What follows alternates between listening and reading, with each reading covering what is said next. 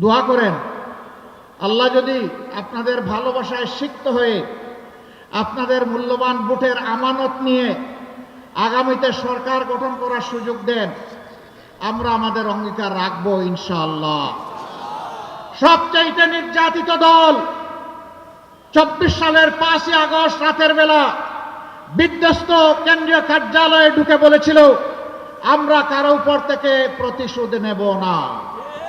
আমরা আমাদের কথা রেখেছি, কারো উপর আমরা প্রতিশোধ নেইনি।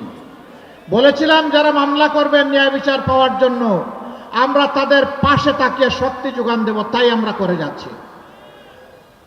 কিন্তু আমরা সাবধান করে দিয়েছিলাম, মামলা করতে গিয়ে ধারণাবশত অতীতের কোনো গ্রাস মেটাতে গিয়ে একজন মানুষকে অন্যায়ভাবে মামলার আসামি করা যাবে না। আমাদের সহকর্মীরা আমাদের কথা রক্ষা করেছে।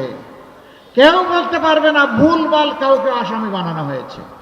হাজার হাজার মামলা আমরা দেইনি, জেনুইন কিছু সিম্বলিক প্রতীকী মামলা আমরা দিয়েছি। আমরা বিশ্বাস করি আসল বিচারটা হবে আল্লাহ তাআলার দরবারে, আদালতে, আখিরাতে। দুনিয়ায় বিচারের একটা অংশ হলে দুর্বৃত্তরা অপকর্ম করার সাহস পাবে না। এজন্যই আমরা মামলাগুলা করার অনুমতি দিয়েছি। আমরা কথা দিয়েছিলাম, আমাদেরকে আর্থিকভাবে নিঃস্ব করা হয়েছে, দোকানপাট আমাদের লুটতরাজ করা হয়েছে, চাকরি থেকে তাড়িয়ে দেওয়া হয়েছে, কিন্তু আমরা হারাম চাঁদাবাজির দিকে আমরা হাত বাড়াবো না। আমরা আমাদের কথা রেখেছি।